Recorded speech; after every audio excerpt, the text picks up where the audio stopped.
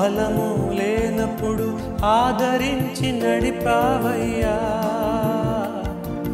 యెహోవా షాబోత్ నీవే, ఆదరించి నడిపావయ్యా.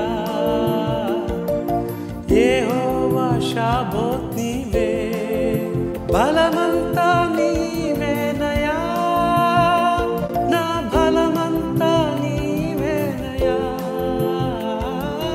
బలమంతా నీవేనయా, నా బలమంతా నీవేనయా, బలమంతా నీవేనయా, నా బలమంతా నీవేనయా, బలమంతా నీవేనయా, నా బలమంతా నీవేనయా. భూమి మీద ఉన్న ప్రతి మనిషి ఏదో సందర్భంలో బలహీనతల గుండా వెళ్తూ ఉంటాడు, లేక బలహీనపరచబడుతూ ఉంటాడు.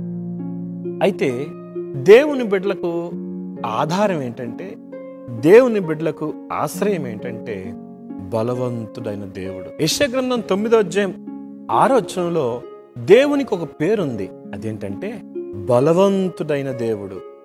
దేవుడు బలవంతుడు. ఆయన మనల్ని బలపరిచేవాడు.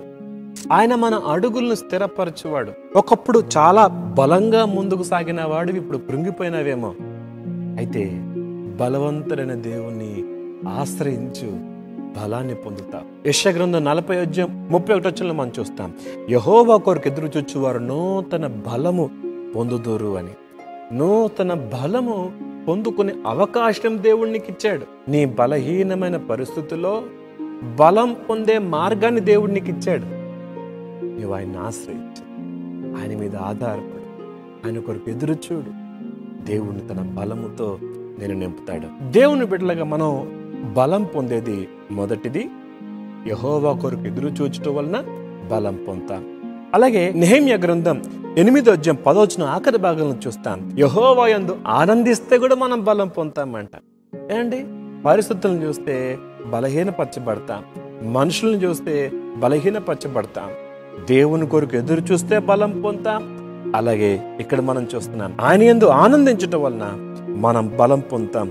అలాగే దానియేలు గ్రంథంలో మనం చూస్తే తమ దేవుని ఎరుగువారు బలము కలిగి గొప్ప కార్యాలు చేస్తారని మనం చూస్తాం. అలాగే అపోస్తలుడైన పౌలు అంటాడు కదా, నన్ను బలపరచు అని యందు నేను సమస్తము చేయగలను. దేవుని బలాన్ని నువ్వు ఆశ్రయించవచ్చు, దేవుని శక్తిని పొందుకోవచ్చు. నీ మోకాళ్ళ మీదకి వస్తే దేవుని శక్తి నువ్వు పొందుకుంటా.